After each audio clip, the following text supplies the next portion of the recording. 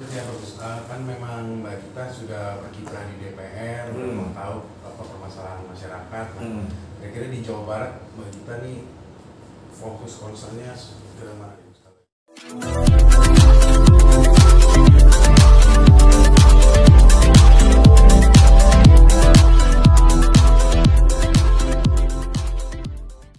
Pilkada nih, dan ada juga beberapa artis yang digandeng untuk jadi calon gubernur, calon bupati atau wakil gubernur, wakil bupati. Gimana tanggapan Gus sendiri melihatnya nih Gus? Iya, jadi terima kasih kepada teman-teman. Memang sekarang ini kan era demokrasi ini betul-betul kerannya dibuka. Putusan MK termasuk yang teman-teman mahasiswa demo itu kan yang asalnya 20% itu dipermudah menjadi 7,5%. Jadi banyak partai yang akhirnya bisa memberangkatkan calon bupati maupun calon gubernur, termasuk PDIP. Kemarin kalau putusan MK itu suaranya tidak dikurangi menjadi 7,5%, PDIP tidak bisa memberangkatkan calonnya di DKI Jakarta. Dan ini adalah momentum yang sangat bagus. Terus kemudian dimanfaatkan oleh partai untuk mencari sosok orang yang punya popularitas. Nah, memang artis itu popularitasnya memang tinggi. Jadi partai juga butuh, nah artis ya juga butuh artis yang punya pengalaman, yang punya konsen di dunia politik tersebut. Nah, contoh Mbak Gita KDI. Ya, saya juga kaget ya kalau Gita KDI sih beliau memang pernah menjadi anggota DPR RI saat itu. Jadi pengalamannya sangat mumpuni di bidang politik. Jadi tidak hanya bermodal artis, dan dia punya suara yang sangat bagus, terus tidak punya cacat sama sekali di masyarakat, sehingga peluang keterpilihan seorang artis itu akan menjadi terbuka lebar. Sudah integritasnya bagus, ditambah popularitas, tinggal isi tasnya ini.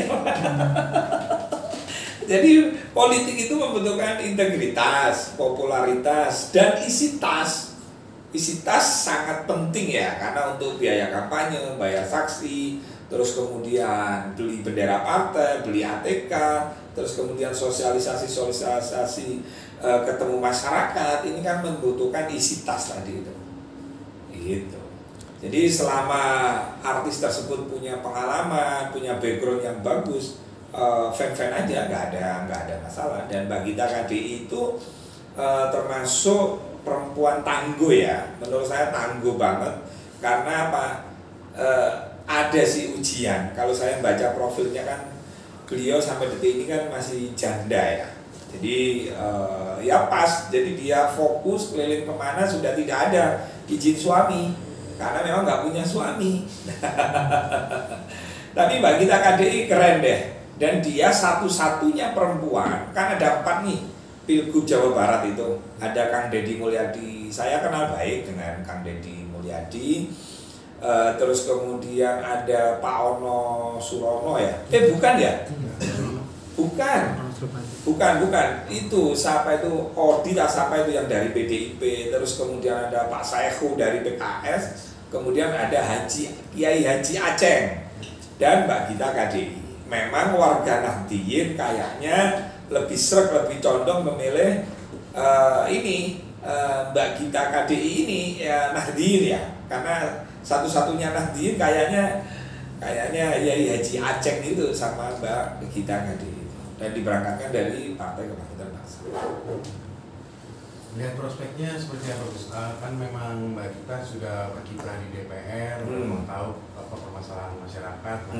Kira-kira di Jawa Barat Mbak Gita nih fokus concernnya ke mana Gus kalau Gus? Iya, tentu ya pemilih atau penduduk di Indonesia ini kan lebih banyak perempuannya, dan Jawa Barat itu penduduk terpadat. Seluruh Indonesia, provinsi paling banyak jumlah pemilihnya di Jawa Barat, dan di situ banyak perempuan.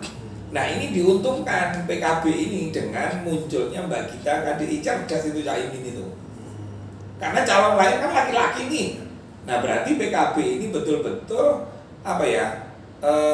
Betul-betul yang di dalam politik itu kan kuota perempuan itu harus diberi ruang yang sama.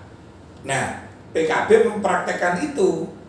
Jadi di saat partai lain ngusung laki-laki semua, PKB merekom sosok perempuan menjadi wakil gubernur namanya Gita KDI. Nah konsennya harus seperti apa Mbak Gita KDI? Ya itu aja, 4 itu pegangannya. Apa 4? Seorang pemimpin itu harus memiliki 4 kriteria. Ya kalau bisa ada sidik, ya jujur, kemudian fatonah, kemudian amanah. Sidik, fatonah, amanah, ada 4 pokoknya. Apa ya satu? Apa? Tableh itu ngomong itu enak didengarkan, tidak hanya tutur kata tapi zon. Jadi tidak hanya pandai merangkai kata, tapi rangkaian kata itu harus betul-betul diimplementasikan dan dipraktekkan ketika nanti terpilih menjadi pemimpin di Jawa Barat. Nah, gitu. Terus apakah sebuah nama ketenaran itu sangat pengaruh dalam sebuah pilkada gitu kok? Sangat. Jadi tenar itu sangat penting dalam dunia politik. Tetapi tenar ini terkenal ya, itu harus terkenal apa? Terkenal jelek apa terkenal baik? Kan itu. Kalau terkenal baik misalnya, sosok itu suaranya bagus, sosok itu perempuan yang punya sifat keibuan, perempuan itu betul-betul mengayomi misalnya. Nah makanya keterkenalan itu penting dalam dunia politik. Jadi ibaratnya kecap, nah sampean produk aja ya, kalau kecap nih, kecap merek apa gitu ya yang sudah terkenal, orang langsung ngambil karena wes sudah terkenal. Kalau nggak terkenal, ini apa ya, ini siapa ya, ini anaknya siapa, pengalamannya apa, jadi orang mau milih itu masih mikir. Jadi terkenal itu penting, terus kemudian itu namanya popularitas. Kemudian harus didampingi oleh integritas. Integritas itu adalah kepribadian yang sangat baik, yang familiar, yang merakyat. Jadi nggak pura-pura merakyatnya.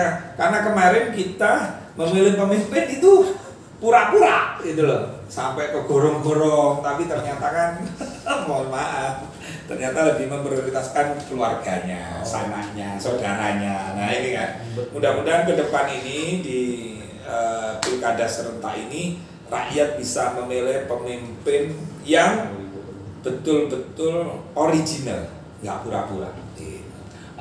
Ya kan satu-satunya perempuan gitu dari kompetisi dan kompetisi. Nah itu kalau Gus sendiri melihat kansnya berapa besar untuk bisa? Menurut saya, makanya gini kan, partai ini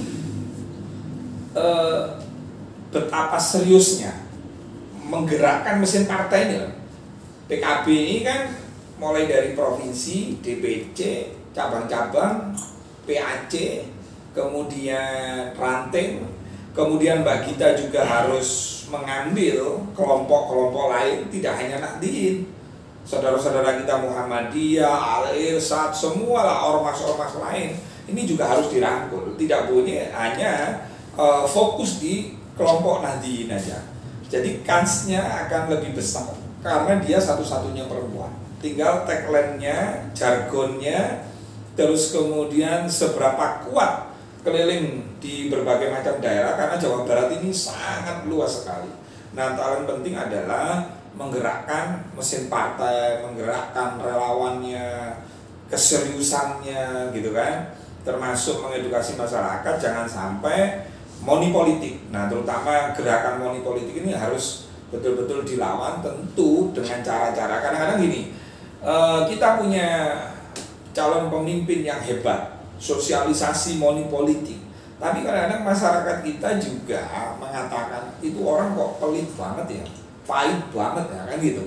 Nah monggo Mbak Gita KDI manfaatkan jaringan-jaringan Nahdien, jaringan-jaringan PKB, kemudian kelompok-kelompok lain, Kalau itu semua digerakkan, saya yakin daripada 4 calon, yang paling punya peluang adalah yang bergandengan dengan perempuan, yaitu Gita Kadir. Itu peluangnya lebih besar.